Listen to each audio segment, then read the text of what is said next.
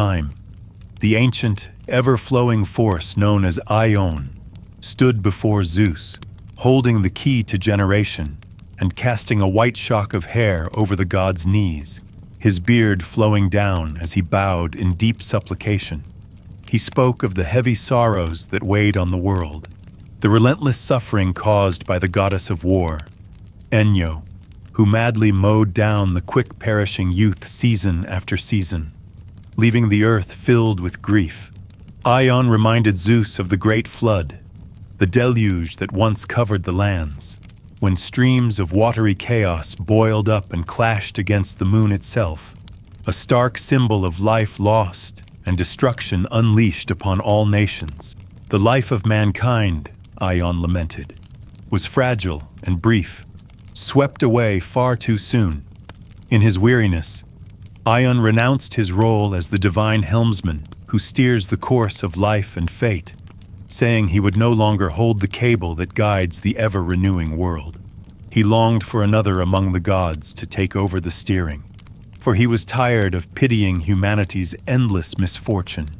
He spoke of old age as a cruel burden that blights youth, causing a man to slow down, bow his head, and tremble as he walks with heavy knees leaning on a staff, the faithful servant of age.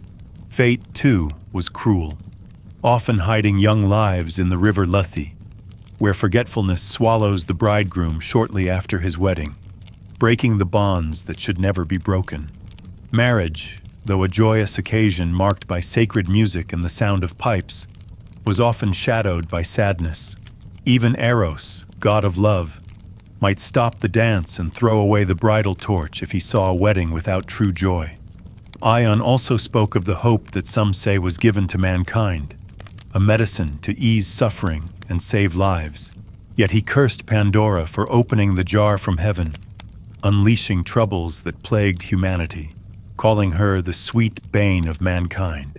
He blamed Prometheus, the god who cared for mortals, for bringing them fire, the source of all evil, instead of the sweet nectar of the gods, which would have brought joy rather than pain.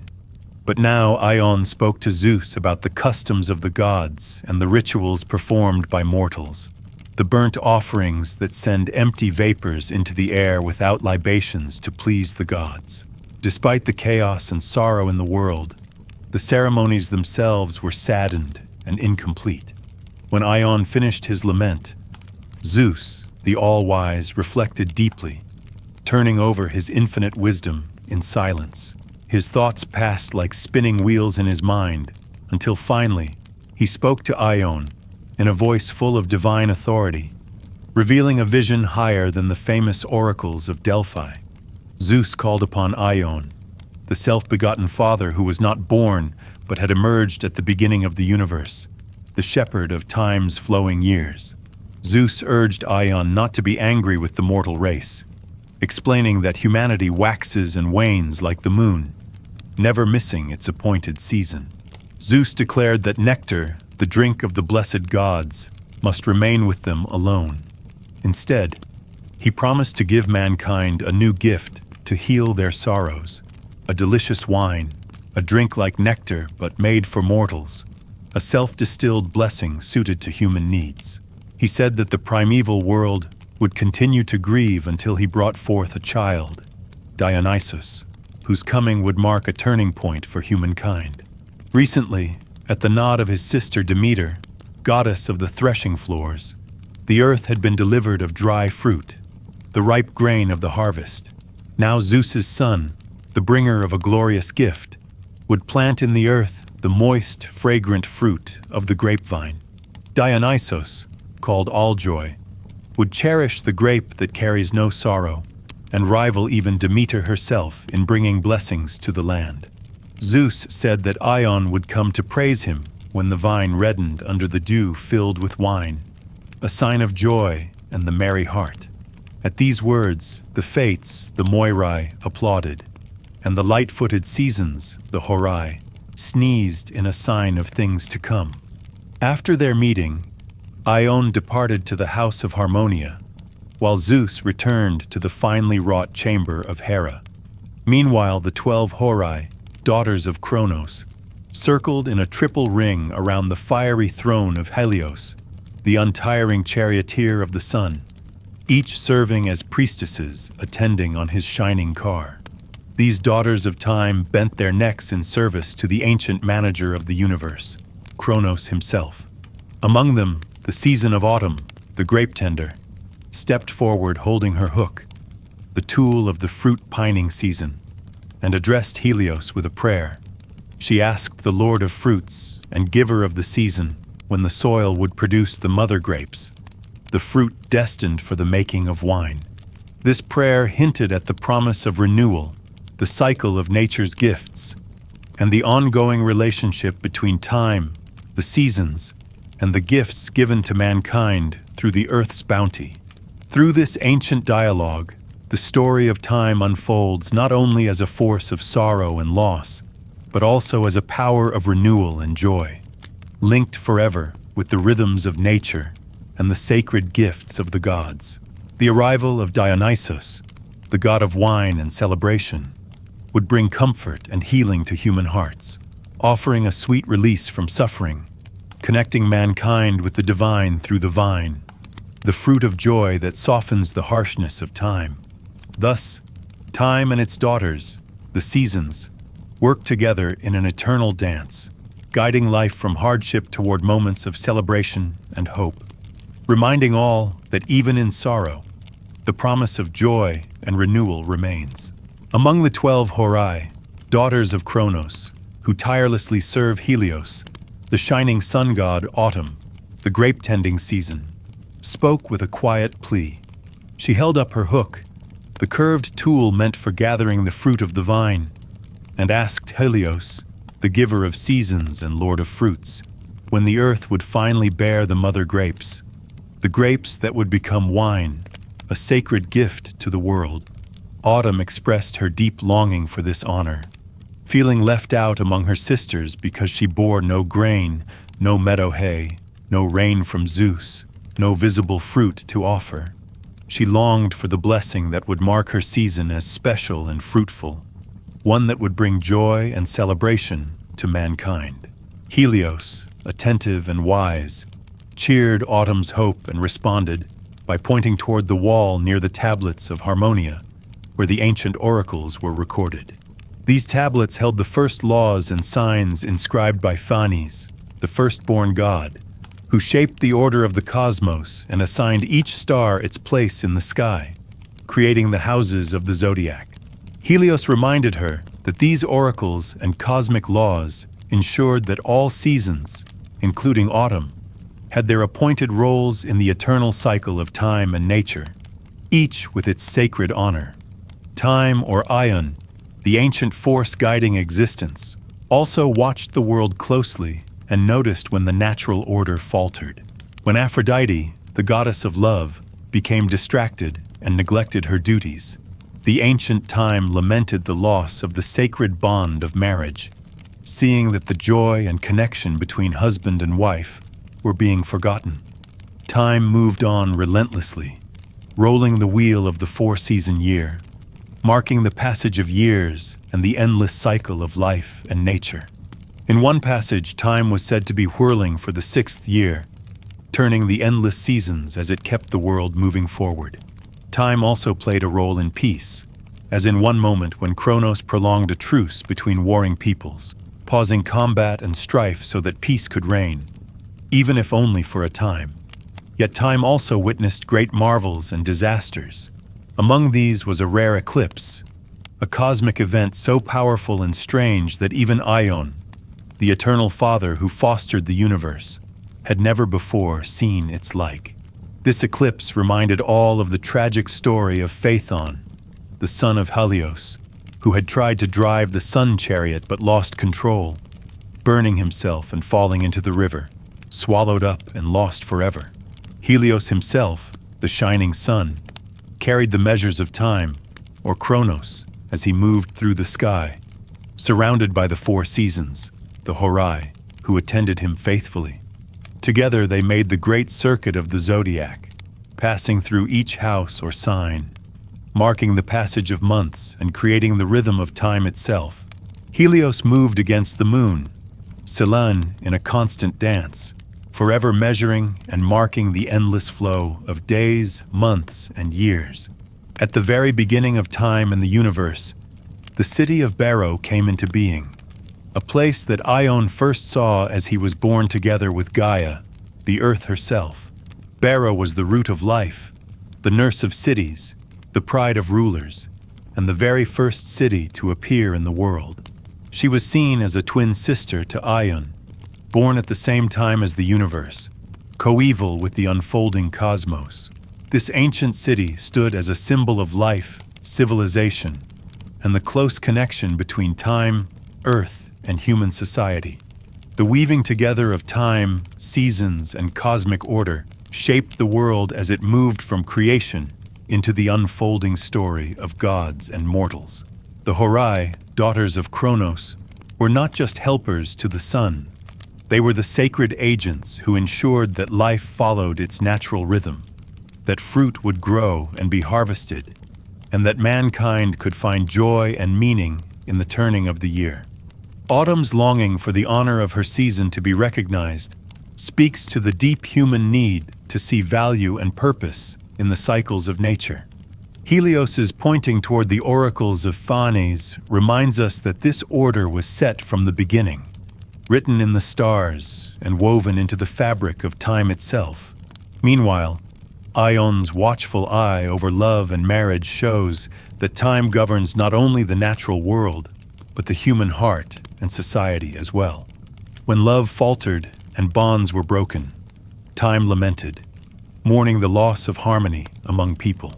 Yet time also brought healing and peace, extending truces and pausing strife, offering moments of relief in the flow of endless years. The rare eclipse witnessed by Ion and the story of Phaethon remind us that time watches over both joy and tragedy, marking the great events that shape the world's history.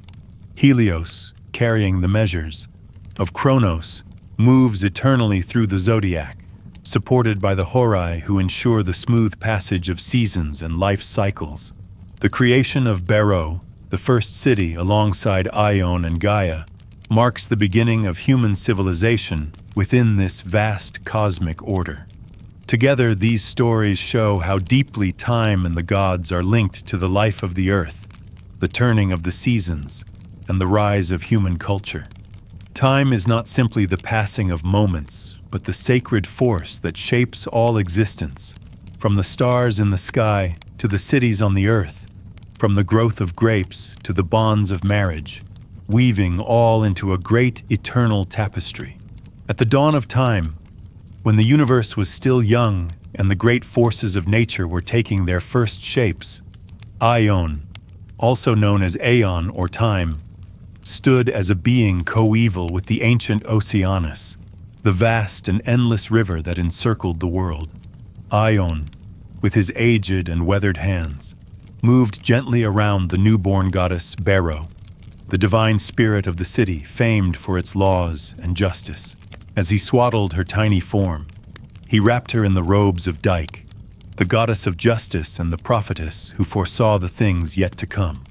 This act was more than just a simple gesture. It was a sacred ritual signifying transformation and renewal. For Ion himself, ancient and old, was about to shed his tired and feeble scales like a snake casting off its skin. This shedding was a powerful symbol of rebirth, a promise that even time itself could be made young again. By bathing in the pure and life-giving waves of law, Ion would be renewed, his strength restored, as he embraced the unchanging order that justice and law represent. This scene captures the intimate bond between time and law, between the endless flow of moments and the structure that holds the world together. The goddess Barrow, wrapped in the robes of justice, stands not only as a symbol of the city's power, but also as a sign of the renewal that comes from living according to law and order. Just as time flows endlessly forward, so too does justice guide the course of human affairs, promising fairness and balance amid the chaos of change. This intertwining of time and law reveals a deeper truth about the universe, that beneath the shifting moments and passing years, lies a steady foundation of right and order. In this cosmic vision, even the ancient and seemingly endless river of time can find refreshment and youthfulness through justice, bathing anew in the waters that sustain all life and civilization. In another part of the mythic tapestry, the figure of Eros, the god of sexual desire, also known as Amor in Roman tradition, plays a crucial role. Originating from the primordial god Phanes, Eros is born from the cosmic egg at the beginning of all things, symbolizing the creative and generative force that brings life into existence. The ancient Greco-Roman bas-relief from the 2nd century AD held in the Modena Museum beautifully depicts this origin, showing Eros as a powerful and essential figure whose desire and love are woven into the very fabric of creation. This link between Eros and the beginning of the world highlights how desire and attraction are fundamental forces that drive the universe forward, inspiring growth, change, and renewal. Together, these images of Ion renewing himself through law and Eros emerging from the cosmic egg remind us that time, justice, and desire are all intertwined in the story of existence. Time governs the cycles of life. Law provides the structure that keeps those cycles balanced, and desire sparks the creative energy that brings forth new life and new beginnings. This ancient myth shows us that even the most powerful and eternal forces are connected, working together in a delicate harmony to shape the cosmos and human experience alike. The ancient gods and their stories reflect the way the world itself moves, from birth to growth, decay to renewal, governed by time's endless flow, justice's steady hand, and desire's burning flame. Through this lens, we can see the universe not as a chaotic place, but as a grand and ordered dance where each element plays its part, renewing itself and giving rise to the endless cycle of life and time. Eros. The dawn of creation witnessed the emergence of Eros, a primordial god, a protogenos, who brought forth life itself. He was not born of other gods, but simply came into being, self-formed, at the very beginning. This makes him one of the earliest forces in the cosmos, a driving power that fueled the generation of all new life. The ancient Greeks, in their Orphic traditions, gave him another name, Phanes. They saw Phanes as a primal being, uniquely hatched from a cosmic egg, a world egg, symbolizing the birth of the universe. This powerful ancient Eros was also understood to be equivalent to Thesis, representing the very act of creation, and to Physis, embodying nature itself. These connections highlight his fundamental role in the fabric of existence. Distinct from this ancient, powerful entity was the younger Eros. This was the mischievous godling, a familiar figure often depicted with a bow and arrows. He was known as the son of the revered goddess Aphrodite. While the primordial Eros was a cosmic force, this younger Eros was a more personal, playful deity, associated with romantic love and desire among mortals. When examining the family of the primordial Eros, various ancient sources offer different accounts of his origins. According to Hyginus in his Theogony, Eros had no parents, emerging as one of the very first beings at creation. This emphasizes his fundamental and self-existent nature. However, other accounts suggest different parentages. Oppian, in his Halieutica, identifies Chaos as the parent of Eros. This aligns with the idea of Eros arising from the primal void, bringing order and life to it. Aristophanes, in his play Birds, names Nyx, the goddess of night, as the mother of Eros. This suggests an origin from darkness, from which light and life then sprang forth. Yet another tradition, mentioned by Hyginus in his preface and by Cicero in De Natura Deorum, states that Eros was the offspring of both Erebos, the personification of darkness, and Nyx, the goddess of night. These varied accounts underscore the ancient Greeks' attempts to grapple with the mysterious origins of such a fundamental force. Regarding offspring, Aristophanes, in his Birds, states that Eros, in conjunction with Chaos, brought forth the birds. This curious lineage suggests that even early life forms were a product of this foundational procreative force. The understanding of Eros evolved over time. In Latin, he was known as Amor or Cupido, and these names are often associated with the later, more individualized concept of the god of love. It is important to note that the Eros we often encounter in later Greek poetry is a more recent interpretation. To truly grasp the ancient perspective, one must distinguish between three distinct forms of Eros. First, there is the Eros found in the ancient cosmogonies, the earliest stories of the universe's creation. This is the primordial Eros, a fundamental force. Second, there is the Eros of the philosophers and the mystery religions, who bears a strong resemblance to the cosmic Eros. This philosophical Eros often represents a principle of unity, attraction, and creation, connecting the divine with the mortal realm. Finally, there is the Eros depicted by epigrammatic and erotic poets. This is the witty, playful god, whose descriptions are often light-hearted and romantic. However, these playful descriptions, while charming, do not fully encapsulate the profound significance of the earlier, more fundamental conceptions of Eros. This distinction is crucial for a complete understanding of the diverse roles and interpretations of this powerful and enduring deity throughout ancient Greek thought. The ancient Greeks held a deep religious belief that permeated their understanding of the world, and within this belief system, the figure of Eros held a significant, evolving place. Interestingly, Homer, one of the earliest and most influential Greek poets, does not mention Eros in his epic works. It is in the writings of Hesiod, an even earlier author, that we find the first mention of Eros, and here he is described as a cosmogonic force, meaning he played a role in the creation of the cosmos itself. Hesiod, in his seminal work, the Theogony, lays out the sequence of creation.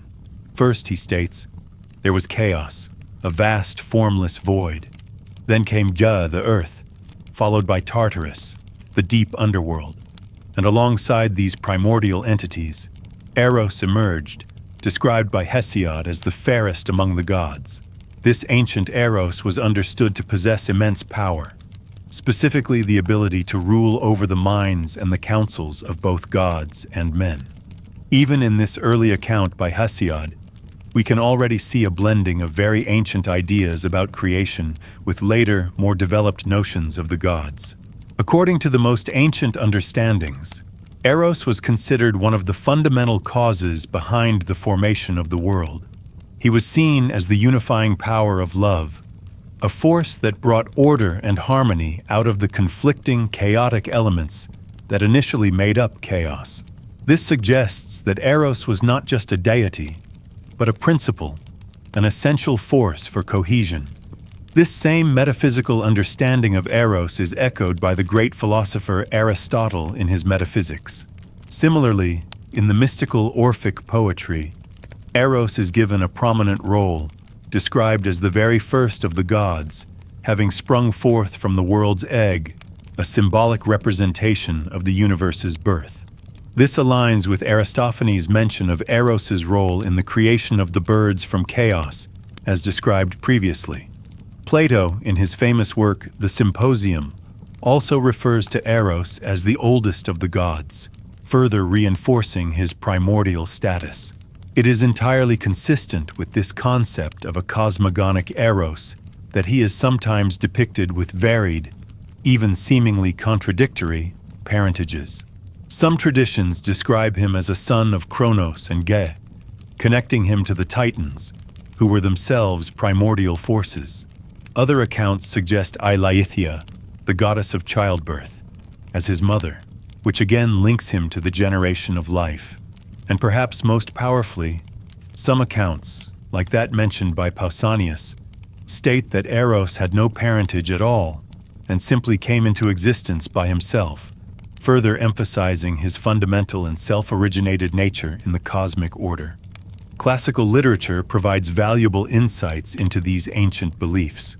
Hesiod, in his Theogony, a Greek epic from the 8th or 7th century BC, clearly outlines the beginning of the cosmos. Verily, at first chaos, the chasm, air came to be. But next, wide-bosomed Gaia Earth, the ever-sure foundation of all one, the deathless ones who hold the peaks of snowy Olympus and dim Tartaros, the pit, in the depth of the wide-pathed earth. And Eros, love, procreation, fairest among the deathless gods, who unnerves the limbs and overcomes the mind, and wise counsels of all gods and all men within them. This passage vividly illustrates Eros's position alongside the most fundamental elements of creation, and highlights his immense power over both divine and mortal beings. Another important ancient source is Alcman, a Greek lyric poet from the 7th century BC. In one of his fragments, as preserved in Scholia, ancient commentaries, he describes the very beginning. First came Thetis, creation. After that, ancient Poros, contriver, perhaps Chronos, and Tekmor, ordinance, perhaps Ananke. Tekmor came into being after Poros, thereupon called him Poros, contriver, since the beginning provided all things. For when the matter began to be set in order, a certain Poros came into being as a beginning. So Alcman, represents the matter of all things as Conf. While Alcman's cosmogony introduces different figures like Thetis, Poros, and Tekmor, it still speaks to the ancient Greek preoccupation with understanding the initial ordering of the universe. The concept of Poros as a contriver who brings things into being and sets matter in order resonates with the role of Eros as a unifying and ordering force.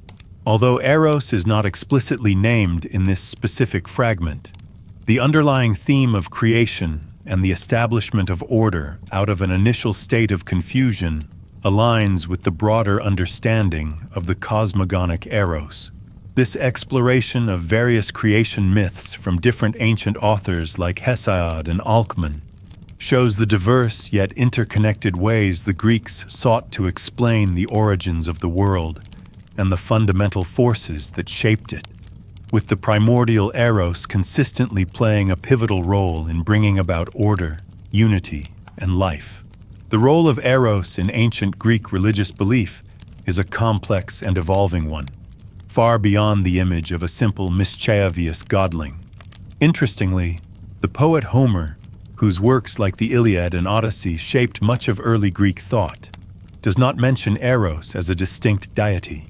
This absence suggests that at the time of Homer's writing, the concept of a personified god of love may not have been fully developed in the prevailing myths.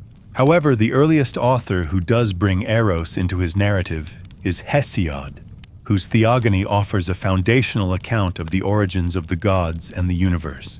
Hesiod describes Eros as a cosmogonic force, meaning he was involved in the very creation of the cosmos. In Hesiod's powerful telling, he outlines the fundamental order of existence. First, he says, there was chaos, then came Tartarus, and Eros. This placement of Eros alongside primordial entities like chaos, the void or chasm, Earth, and Tartarus, the underworld pit, is highly significant. It immediately establishes Eros not as a minor deity, but as one of the original and essential building blocks of the universe. Hesiod further elaborates that Eros was the fairest among the gods, possessing an immense power that rules over the minds and the counsel of gods and men. This description already hints at a blend of very ancient, foundational ideas with later, more personal notions of love's influence. At its core, this ancient understanding portrays Eros as a fundamental cause in the formation of the world.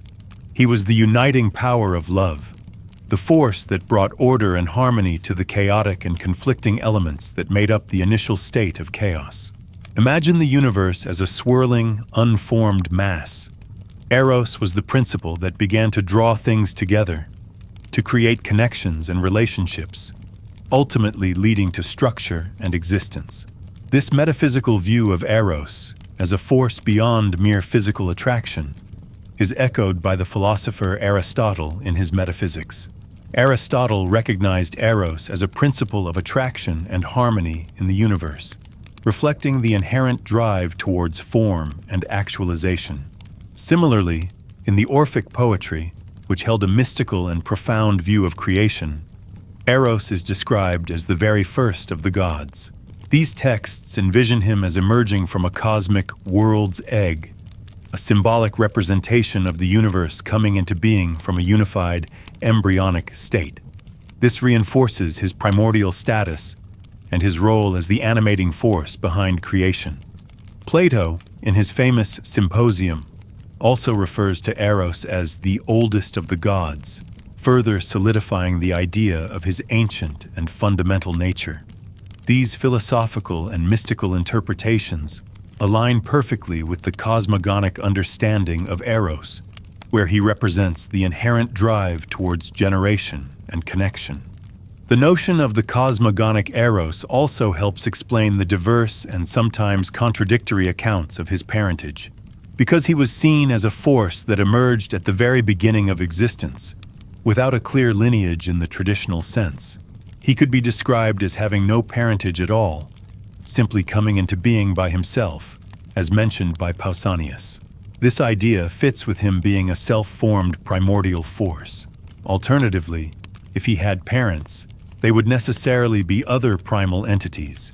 Thus, his being described as a son of Chronos and Gaia, or of Eileithea, the goddess of childbirth, or even of Chaos and Nyx, all tie back to his role in the earliest stages of creation.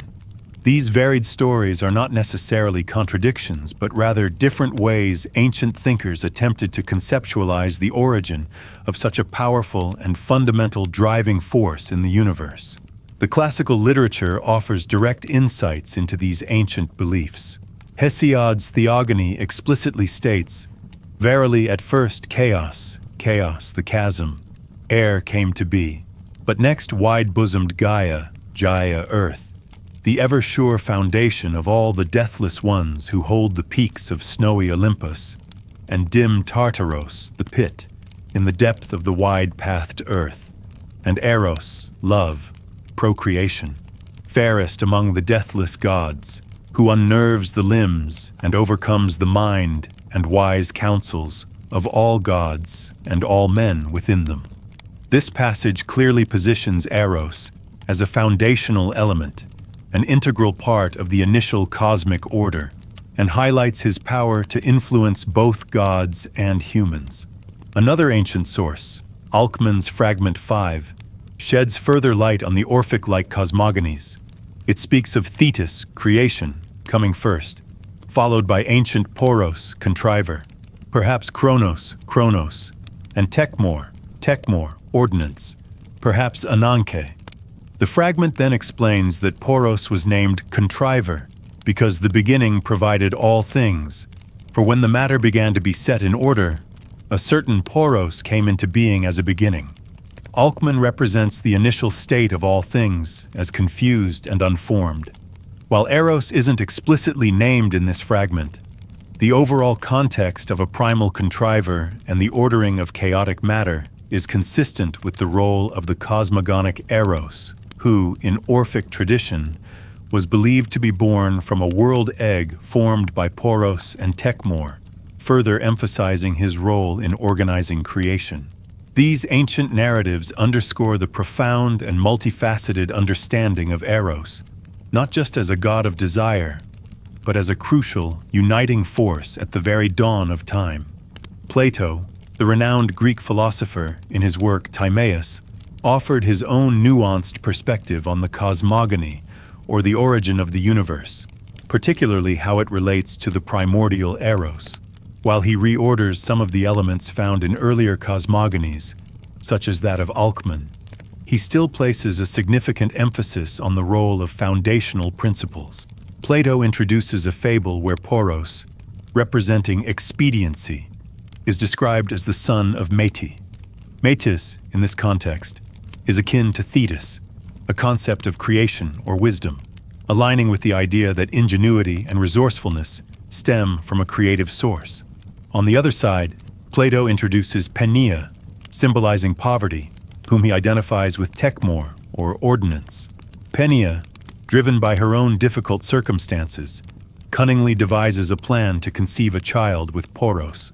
She lies down beside him, and from this union, Eros, or sexual desire, is conceived. This Platonic account, while allegorical, suggests that Eros, even in his primordial form, emerges from a combination of resourceful planning and a driving need, a fundamental urge that leads to creation and propagation. The union of Poros and Tekmor, whether directly giving birth to Eros or forming the world egg from which he hatched, consistently points to Eros as the outcome of a primordial interaction that initiates the process of generation in the cosmos. Moving to the Orphic theogonies, a distinct and mystical set of ancient Greek beliefs, the primordial Eros is most commonly referred to as Phanes. Phanes, a deity explored in more detail in separate entries, is essentially the Orphic equivalent of the cosmic Eros, embodying the radiant, generative force that emerged at the very beginning. The Orphic tradition often presents a more elaborate and symbolic creation narrative, and Phanes, with his dazzling appearance and role as the firstborn god, encapsulates the essence of procreation and light in this worldview. Aristophanes, the comedic playwright, despite his humorous tone, provides a remarkably detailed and influential account of the Orphic cosmogony in his play Birds. He begins by setting the stage of primal existence. At the beginning, there was only chaos, the chasm, air, Nyx, night, dark Erebus, darkness, and deep Tartaros, the pit. Gaia Earth, air, meaning ether, the upper air, and Oranos, Uranus, heaven, had no existence. This paints a picture of a universe utterly devoid of form, light, or established deities. It is from this profound void that creation truly begins. Aristophanes continues, describing a pivotal moment. Firstly, black-winged Nyx, night, laid a germless egg in the bosom of the infinite deeps of Erebos, darkness. This germless egg is a powerful symbol, representing pure potential, life awaiting activation. And from this, he explains, after the revolution of long ages, sprang the graceful Eros, the primordial Eros, with his glittering golden wings, swift as the whirlwinds of the tempest. This imagery evokes a sense of both beauty and immense power. Eros emerges as a vibrant, dynamic force, capable of stirring the primal elements. The narrative then describes a crucial act of cosmic procreation. He mated or fertilized in deep Tartaros, the pit, with dark chaos, air, winged like himself, and thus hatched forth our race, which was the first to see the light. This suggests that the early primordial beings, perhaps including the race of birds that Aristophanes is ostensibly discussing, are direct descendants of this cosmic union. This is a significant point. It places the origin of certain life forms even before the established Olympian gods. Aristophanes emphasizes the sequence of creation, stating that the race of the immortals, the Olympian gods, did not exist until Eros had brought together all the ingredients of the world. This highlights Eros's crucial role as the grand unifier, the force that assembled and harmonized the disparate elements of the nascent cosmos. It was from their marriage, the cosmic union facilitated by Eros, that Oranos, Uranus, heaven, Okeanos, Oceanus, the world stream, Gaia Earth, and the imperishable race of blessed gods, Thioi, sprang into being. This directly asserts that the sky, the oceans, the earth itself, and even the revered Olympian deities owe their existence to the primordial work of Eros.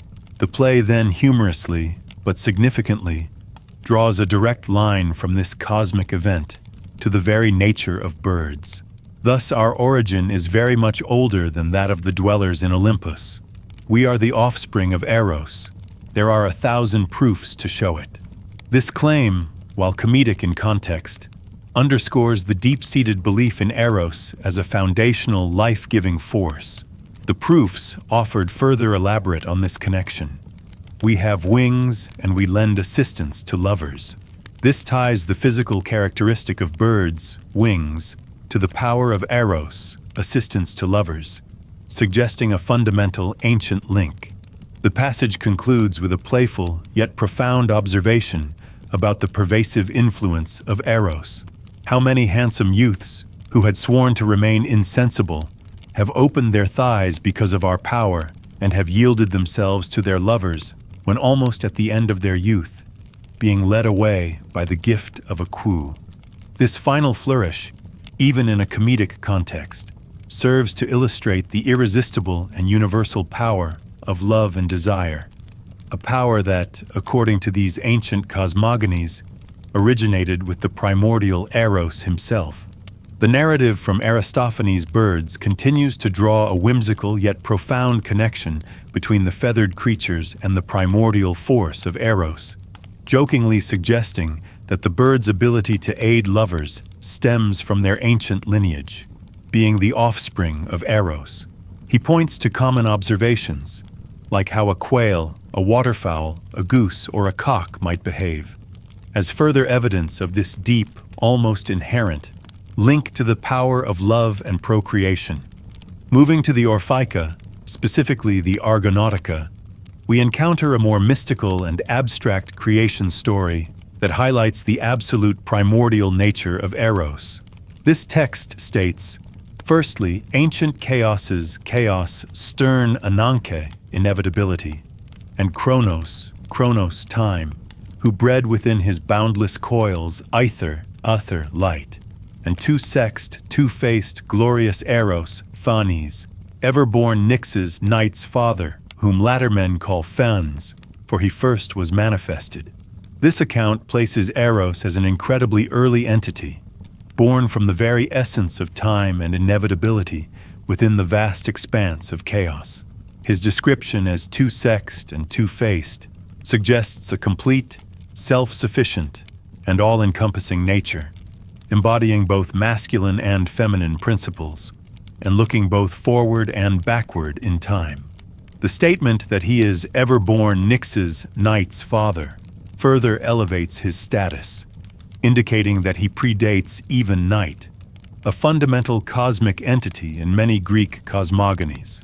The text explicitly links this primordial Eros to Phanes, clarifying that later generations referred to him by this name because he was the very first to be manifested or brought into existence and made visible in the developing cosmos. Cicero, a Roman rhetorician, also touches upon the origins of Eros in his work De Natura Deorum. He states, amor, love, Eros, dolus, guile, etc., are fabled to be the children of Erebus, darkness, and Nox, night, Nyx. This Roman perspective, while slightly different from the Greek, still places Eros's parentage with other primordial forces like darkness and night. This common thread across various ancient sources emphasizes that the concept of Eros, in his earliest form, was intrinsically tied to the fundamental elements and processes of the very first stages of the universe. The ancient Greek poet Oppian, in his Kynegetica, offers a vivid and awe-inspiring depiction of Eros as the primordial god of procreation. His words convey the immense power and influence of this deity. Mighty Eros, love, how great art thou, how infinite thy might. How many things dost thou devise and ordain? How many mighty spirit, daimon, are thy sports? Oppian immediately establishes Eros as a force of boundless power and influence, a divine spirit orchestrating countless actions and events. He continues to illustrate Eros's overwhelming power over the very fabric of the world. The earth is steadfast, yet is it shaken by thy shafts. Unstable is the sea, yet thou dost make it fast. This imagery suggests that even the most fundamental and seemingly unchangeable aspects of the physical world are subject to Eros's influence. He can destabilize the firm earth and bring stability to the volatile sea, indicating his control over opposing forces and his ability to impose order or disorder as he pleases. Oppian then describes Eros's dominion over the divine realms. Thou comest unto the upper air, and high Olympus is afraid before thee. Even the gods themselves, residing on their lofty mountain, are not immune to his power and feel fear in his presence. All things fear thee, he proclaims, encompassing the wide heaven above and all that is beneath the earth and the lamentable tribes of the dead, who, though they have drained with their lips the oblivious water of Lethe, still tremor before thee. This paints a picture of Eros as a universal force, whose influence extends everywhere, from the highest heavens to the deepest underworld, affecting even the shades of the deceased who have drunk from the river of forgetfulness. Their continued trembling before him suggests that even in death, the primal force of Eros retains its sway. The poet further elaborates on the extent of Eros's dominion. By thy might thou dost pass afar, beyond what the shining sun doth ever behold. To thy fire even the light yields place for fear, and the thunderbolts of Zeus likewise give place. This implies that Eros's power transcends even the most powerful natural phenomena and the authority of the king of the gods, Zeus himself. His fire is so intense that even sunlight retreats from it, and Zeus's mighty thunderbolts defer to him. This imagery emphasizes Eros's elemental, irresistible power, hinting at the burning, consuming nature of his influence. Oppian vividly describes Eros's potent arrows. Such fiery arrows, fierce spirit, hast thou, sharp, consuming, mind-destroying, maddening, whose melting breath knows no healing, wherewith thou dost stir even the very wild beasts to unmet desires. These are not mere physical projectiles, but symbols of overwhelming, inescapable passion. They are sharp, consuming, capable of shattering the mind and inducing madness. Their effect is described as a melting breath that offers no healing, conveying the idea that once struck by Eros's influence, there is no escape or cure. This power extends even to wild beasts, stirring in them raw, untamed desires, highlighting the primal and universal nature of the procreative urge that Eros embodies. In another work, Halayutica, Oppian continues to portray Eros with a blend of admiration and fear. O cruel Eros, love, crafty of counsel, of all gods fairest to behold with the eyes, of all most grievous when thou dost vex the heart with unforeseen assault, entering the soul like a storm wind and breathing the bitter menace of fire, with hurricane of anguish and untempered pain. Here Eros is acknowledged for his beauty, but also for his cunning and the intense suffering he can inflict. He strikes without warning, like a sudden storm, bringing with him a bitter menace of fire and a hurricane of anguish and untempered pain, emphasizing the destructive and overwhelming aspects of uncontrolled desire. The effects of Eros are depicted as agonizing. The shedding of tears is for thee a sweet delight, and to hear the deep-wrung groan, to inflame a burning redness in the heart, and to blight and wither the bloom upon the cheek, to make the eyes hollow and to rest all the mind to madness. This illustrates the profound emotional and physical toll that Eros's influence can take, reveling in the suffering and transformation of those he affects. He causes internal burning, external decay, and ultimately, a loss of sanity. Many thou doest even roll to doom, even those whom thou meetest in wild and wintry sort, fraught with frenzy, the passage concludes, signifying that Eros's impact can be destructive and lead to ruin, particularly when encountered in a wild and wintry sort, implying an unbridled, uncontrolled, and chaotic manner. This final thought reiterates that the power of Eros, while essential for creation, also carries the potential for immense pain and madness when it grips individuals with an overwhelming frenzy. The poetic descriptions of Eros continue to paint a picture of an omnipresent and ancient force, whose influence permeates every aspect of existence. The text suggests that festivals is thy delight, implying that celebration and joy are intrinsically linked to the presence of Eros. The passage then poses a fundamental question about his origin. Whether then thou art the eldest born among the blessed gods, and from unsmiling chaos, didst arise with fierce and flaming torch, and didst first establish the ordinances of wedded love, and order the rites of the marriage bed, or whether Aphrodite of many counsels, queen of Paphos, bear thee a winged god on soaring pinions. This eloquently captures the two primary traditions regarding Eros's birth: his emergence as a primordial cosmic entity from chaos, or his later portrayal as the son of Aphrodite. The imagery of him arising from unsmiling chaos with a fierce and flaming torch further solidifies his role as an ancient, powerful bringer of light and order, especially in the context of human relationships, as he didst first establish the ordinances of wedded love and order the rites of the marriage bed. This shows that even the most sacred and structured aspects of human society, like marriage, were believed to have their roots in this primal force.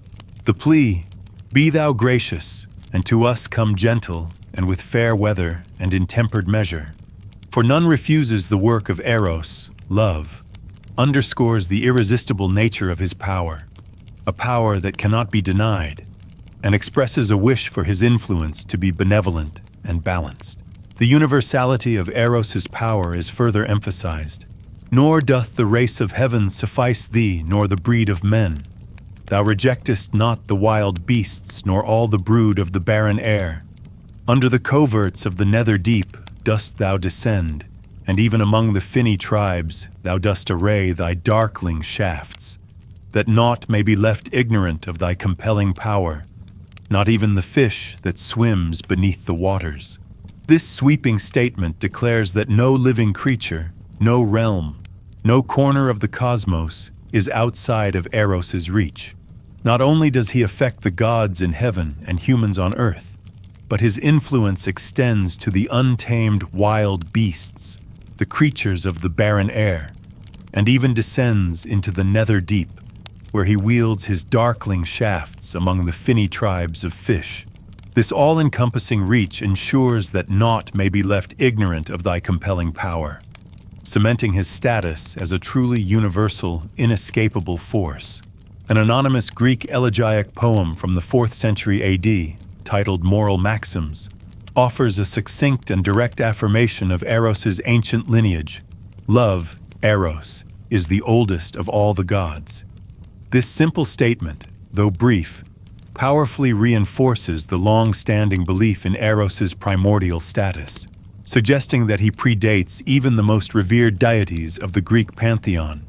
Nonnus, a Greek epic poet from the 5th century AD, in his Dionysiaca, provides a fascinating portrayal of Eros, particularly when Zeus seeks his aid in a desperate situation. In a scene where Zeus needs to recover his lightning bolts from the formidable monster Typhoeus, the king of the gods turns to Eros. Zeus asks Eros to assist him in a plan to recover his lightning bolts from the monster Typhoeus.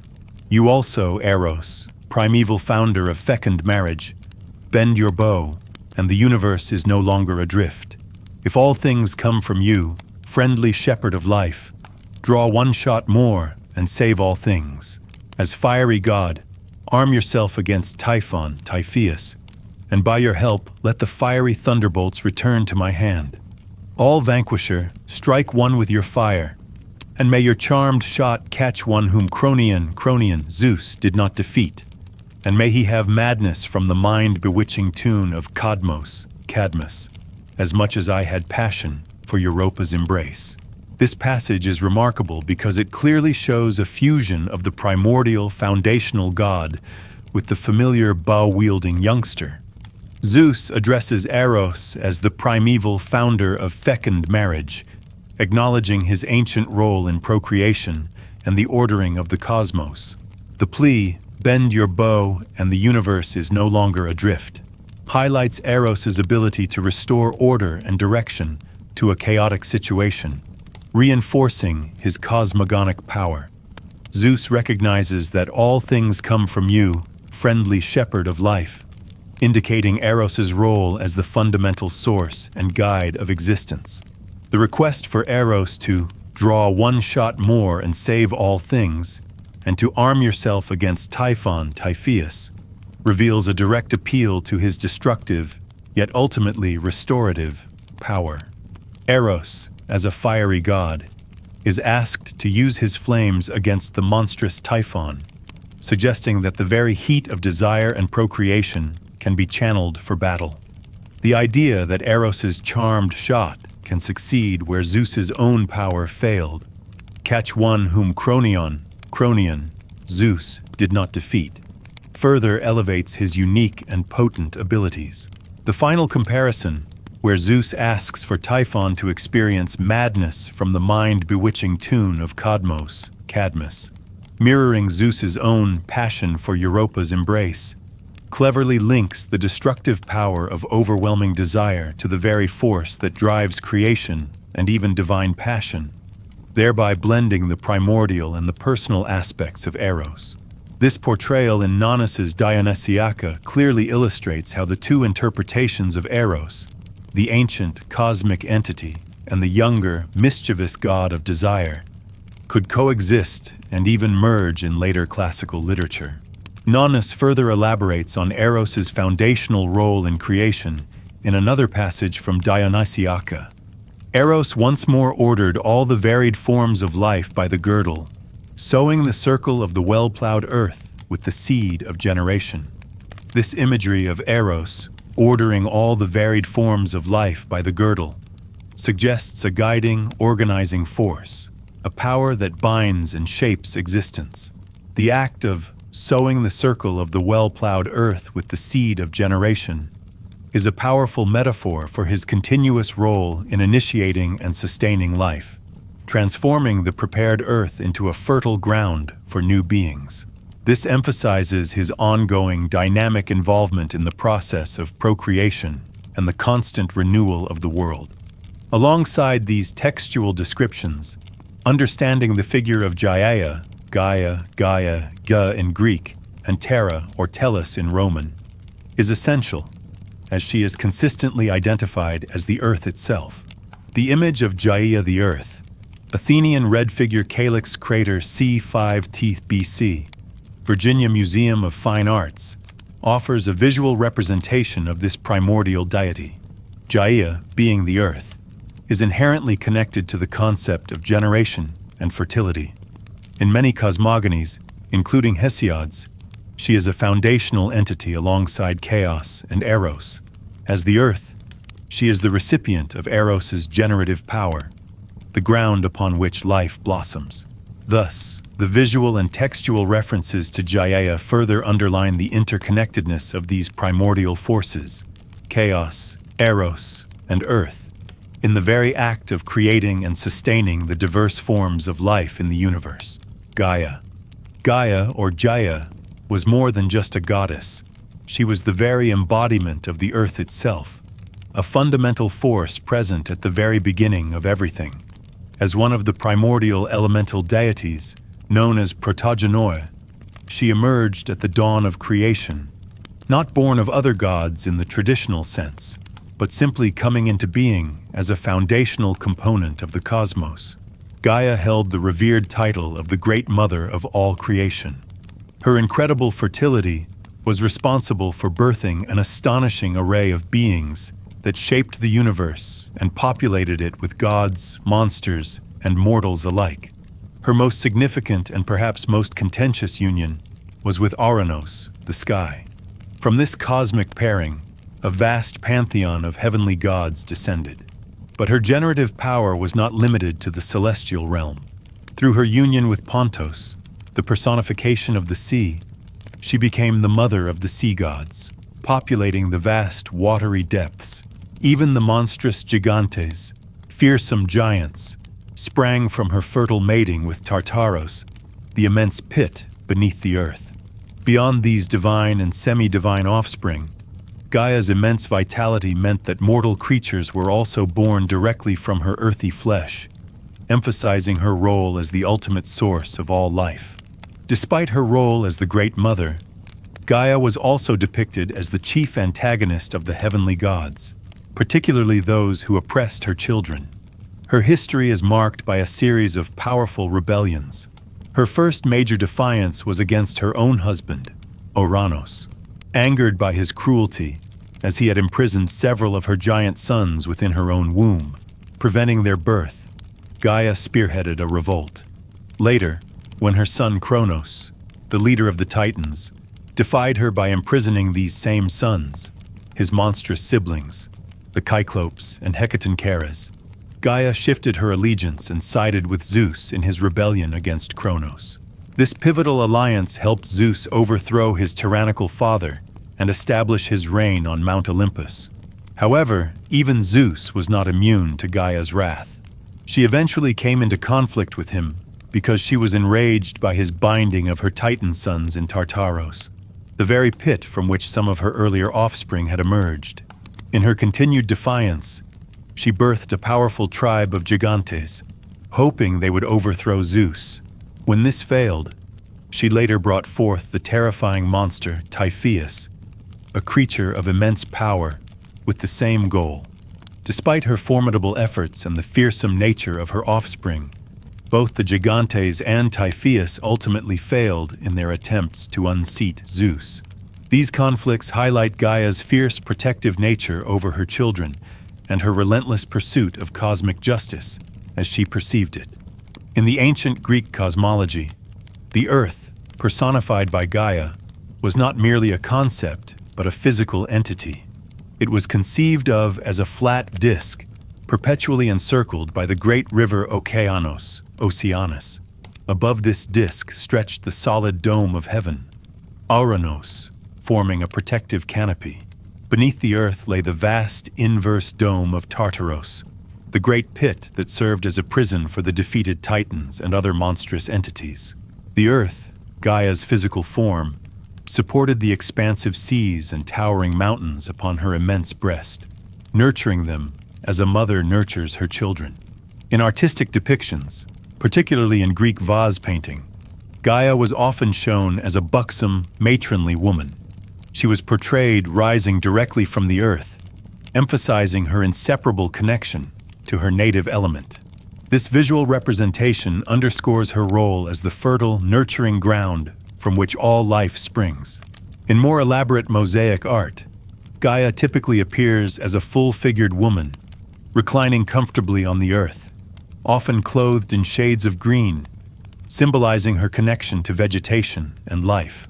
She was sometimes accompanied by troops of carpoi, carpi, fruits, and horai, seasons, further reinforcing her association with fertility, abundance, and the natural cycles of growth and harvest. The family of Gaia, like her character, is ancient and multifaceted, with various myths offering different accounts of her origins and progeny. According to Hesiod's Theogony, a foundational text for Greek mythology, Gaia had no parents. She was considered the second being to emerge at creation, following only chaos. This singular origin reinforces her status as a fundamental, self-existent entity. However, other traditions offer different accounts. The Orphic rhapsodies and certain Orphic fragments suggest that Gaia emerged from Hydros, a primal water. This view connects her origin to the element of water, often seen as a source of life. Yet another account, from Hyginus's preface, states that Gaia was born from the union of Aether, the upper, luminous air, and Hemera, day. These differing parentages reflect the varied philosophical and mythical attempts to explain the origin of such a fundamental force as Earth. Gaia's offspring are numerous and incredibly significant. Without a mate, through a process of asexual reproduction, she gave birth to several primordial entities, known as protogenoia. Hesiod states that she bore Ouranos, sky, the Aurea, the mountains, and Pontos, sea. This shows her immense power to bring forth vast, elemental aspects of the world from her own being. Hyginus, in his preface, also lists Pontos and Tartaros as her offspring, noting their parentage might be Aether or Ouranos, showing a slight variation in the detailed lineage. The Orphic fragments, aligning with their distinct cosmogony, suggest that Chronos, time, and Ananke, inevitability, were born from her union with Hydros.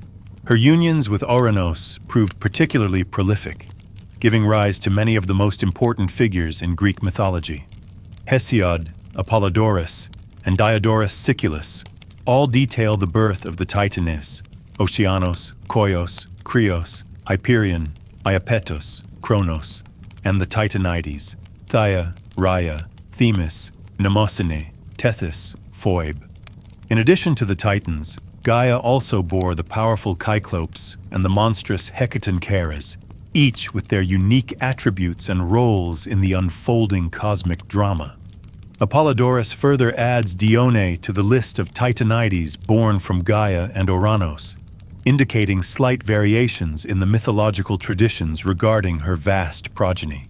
These extensive lineages underscore Gaia's unparalleled role as the ultimate mother figure in the Greek cosmos, responsible for populating the world with its most powerful and influential beings. Gaia's role as the Great Mother, fertile and prolific, is further highlighted by the extensive list of her offspring, reflecting the intricate web of relationships that define the Greek mythological cosmos.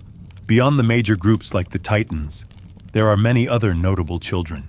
For instance, Aeschylus in Eumenides mentions that Themis and Phoebe, two of the Titanides, were directly birthed by Gaia, underscoring her direct involvement in bringing forth deities of justice and light. Similarly, Aeschylus in Prometheus Bound names Okeanos, Chronos, and Tethys as titans born from her union with Ouranos, indicating a focus on specific figures within that vast brood. Interestingly, Aeschylus also attributes Prometheus, the famous benefactor of mankind, as a child of Gaia, suggesting a profound connection between the Earth Mother and the figure who would bring vital knowledge to humanity. Eumelus, in his Titanomachia, further confirms that the powerful Cyclopes and the monstrous Hecatoncheires were also children of Gaia and Ouranos, emphasizing her role in birthing these primordial giants with their immense strength and unique forms. A more complex and possibly corrupted text from Hyginus's preface attempts to list a vast array of Gaia's children, whether by Aether or Ouranos. This list includes Okeanos, Themis, Tartaros, Pontos, the general group of the Titans, and specific figures like Briareus, Gaius, Sterapes, Atlas, Hyperion, Koios, Chronos, Rhea, Mnemosyne, Dione, and even the fearsome Erinyes. While the text is noted as corrupt, its sheer scope conveys the overwhelming sense of Gaia's fertility and her foundational place in generating numerous significant entities across different realms of existence, from cosmic forces to powerful deities and even vengeful spirits. Beyond the offspring of her union with Ouranos, Gaia's creative power also manifested in darker and more fearsome forms. Hesiod's Theogony and Apollodorus's accounts describe a particularly significant set of births from the horrifying event of Ouranos's castration. From the blood that spilled onto Gaia, she brought forth the formidable Erinyes, vengeful deities of retribution.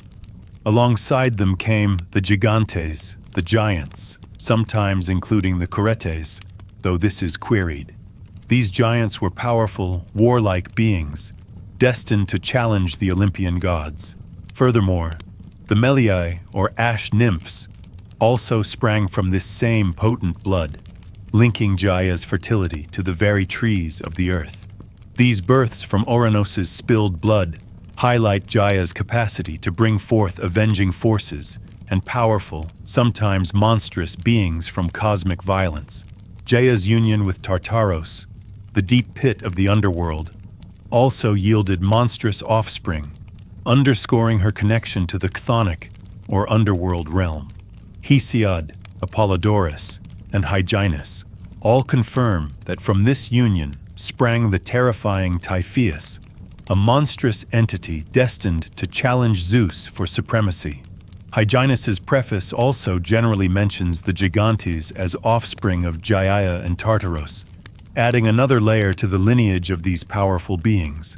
Virgil, in his Aeneid, attributes specific giants like Enceladus and Koios, and even Pheme, Rumor, as children of Gaia, though without specifying Tartaros as the father, perhaps implying an independent birth from her earth flesh, or a more general connection. Her unions with Pontos, the sea, specifically resulted in a lineage of significant sea gods. Hesiod's Theogony and Apollodorus both list Nereus, Thaumas, Phorcys, Cato, and Eurybia as children of Gaia and Pontos.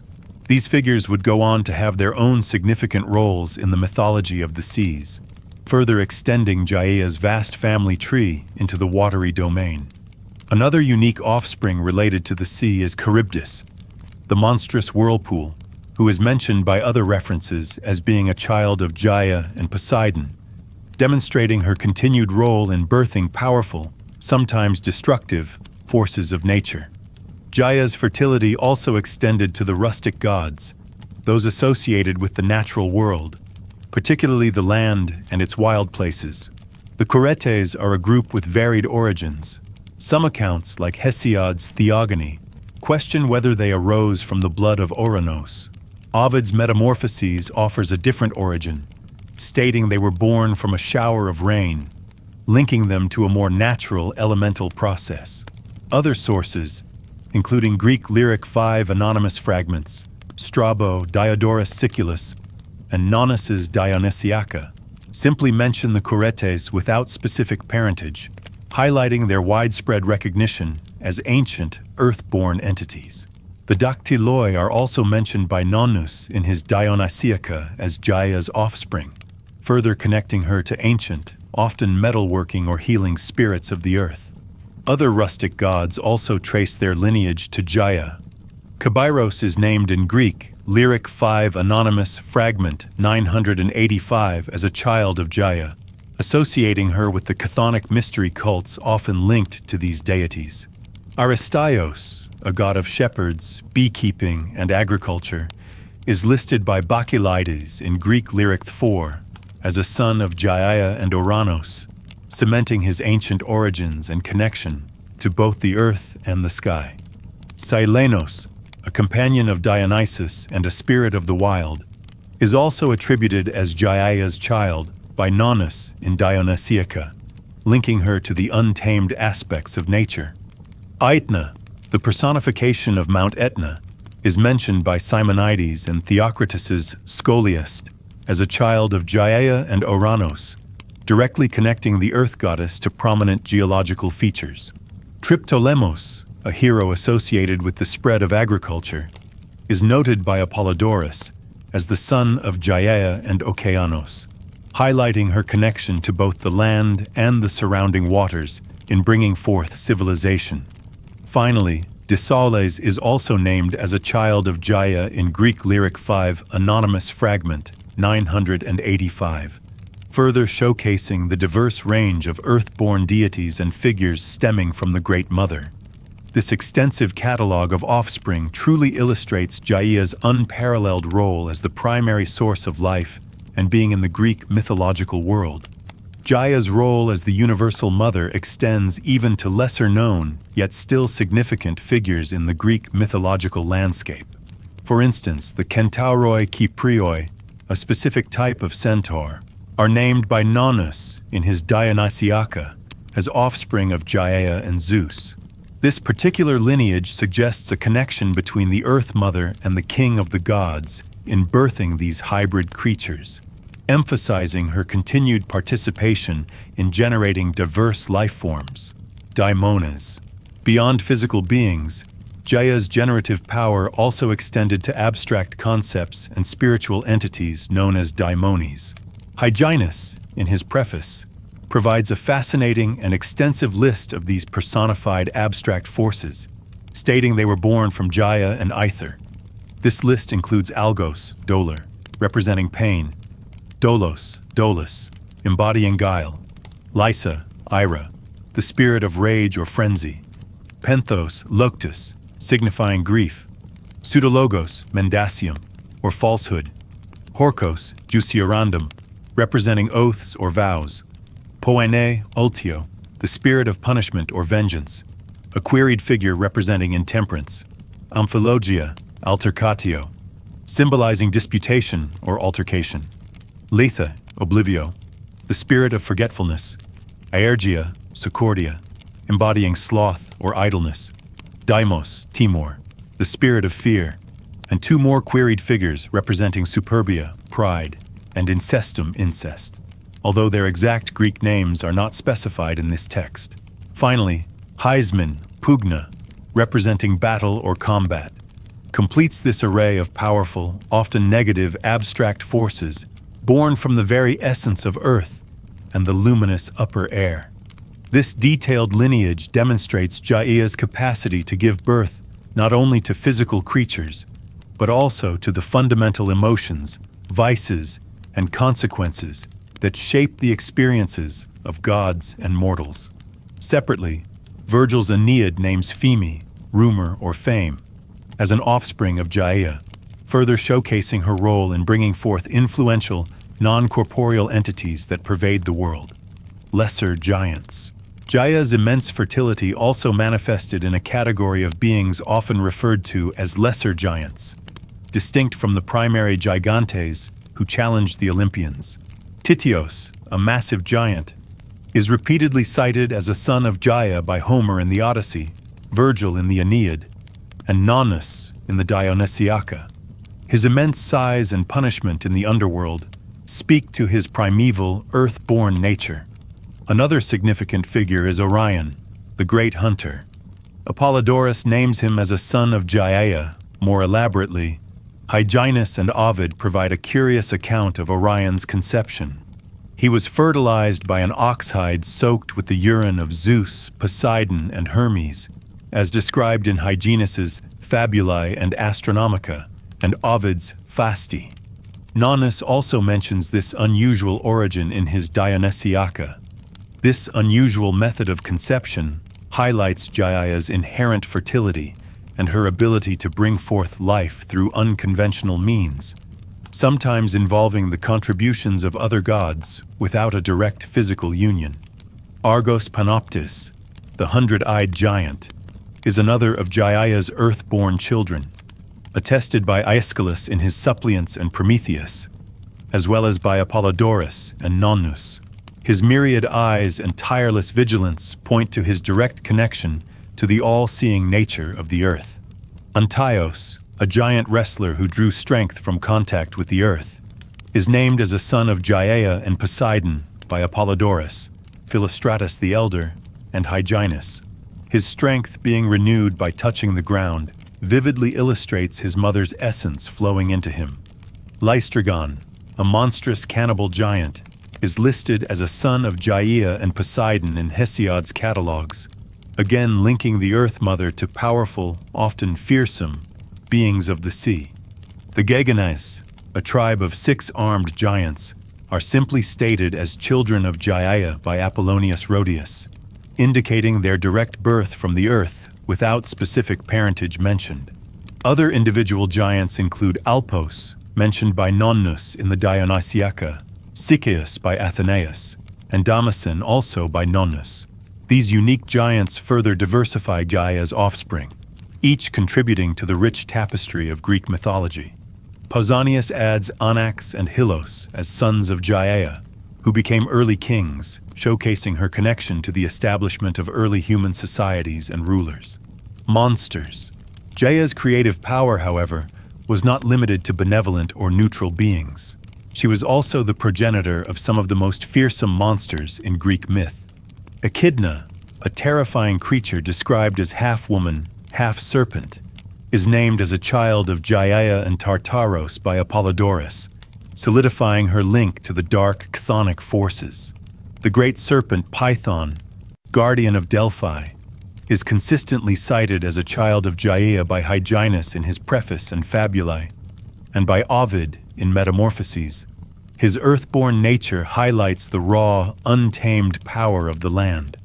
Other monstrous serpents born from Gaia include the Dracon Kolkikos, Kolkian dragon, the vigilant guardian of the Golden Fleece, as mentioned by Apollonius Rhodius. The dragon Nemeos, Nemean dragon, a monstrous serpent near Nemea, is named by Statius in his Thebaid as a child of Gaia. The Ophiotauros, a strange creature combining bull and serpent, whose entrails could grant power over the gods, is also attributed to Gaia by Ovid in Fasti. These serpentine monsters emphasize Gaia's capacity to bring forth primal, often destructive forces from her depths. Animals. Even certain significant animals were believed to have sprung from Gaia. Araeon, the magnificent swift horse, is named by Pausanias as a child of Gaia, connecting the earth goddess to exceptional animal life. The Scorpios, scorpion, the creature destined to slay Orion, is attributed to Gaia by Hesiod's astronomy and Hyginus's Astronomica. This shows Gaia's role in the creation of animals, even those with significant roles in mythical narratives. First Kings. Gaia's influence also extended to the earliest human civilizations, as she was the progenitor of some of the first kings. Eryctonios, an early king of Athens, has a curious origin. He was born from the earth after the seed of Hephaestus, the god of blacksmiths, fell upon Gaia. This unique birth is widely attested by Homer in the Iliad, Apollodorus, Callimachus in Hecale, and other sources.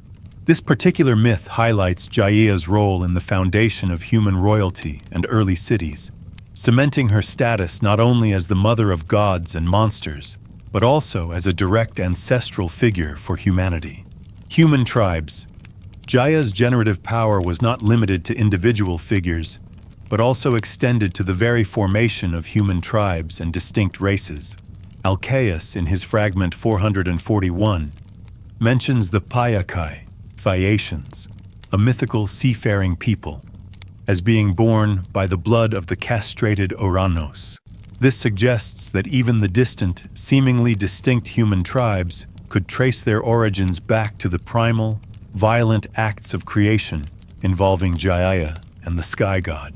Hesiod's catalogues, in Fragment 40a, provides an extensive list of various human races born to Gaia through her union with Epaphos, a figure associated with the origins of various peoples.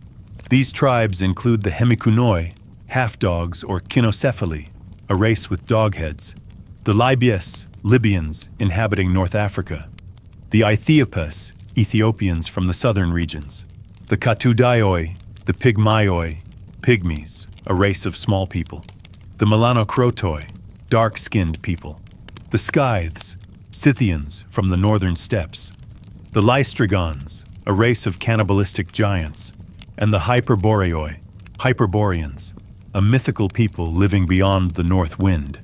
This remarkable list underscores Gaia's role in populating the diverse geographical and fantastical landscapes of the ancient world, with a multitude of distinct human and sometimes monstrous human-like races, showcasing her immense and varied procreative capacity.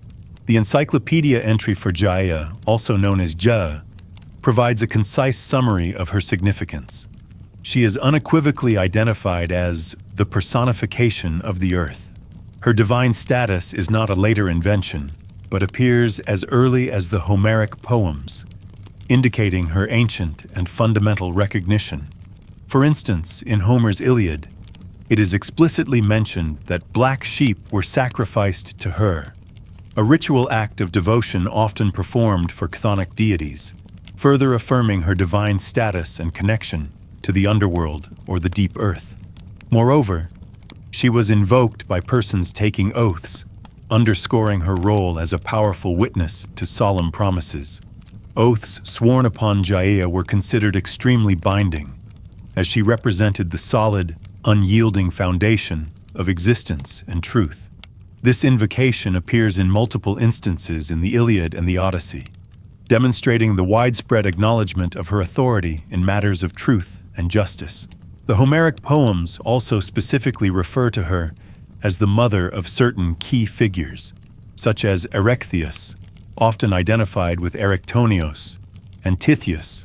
This direct attribution in some of the earliest Greek literature confirms her ancient role as a mother figure to both human heroes and powerful, earth-born giants.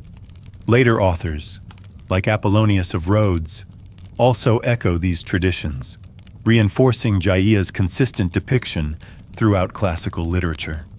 According to the definitive Theogony of Hesiod, a seminal text for understanding Greek cosmology, Gaia's emergence was foundational. She was the first being that sprang from chaos. This statement places her as the very next entity after the primordial void, making her one of the absolute earliest and most essential components of the developing cosmos. Her appearance following chaos signifies the establishment of physical form and solid ground in a previously undefined void, laying the groundwork for all subsequent creation. Her role as the solid foundation upon which the world was built is central to understanding her immense importance in Greek mythology. Expanding on the foundational role of Gaia, the personification of the earth, we delve deeper into her profound mythological significance. As the very first being to spring from chaos, Gaia immediately established the physical world by giving birth, without a male partner, to Uranus, the sky, and Pontus, the sea. This initial self-generation highlights her primordial power and her fundamental role in shaping the cosmos.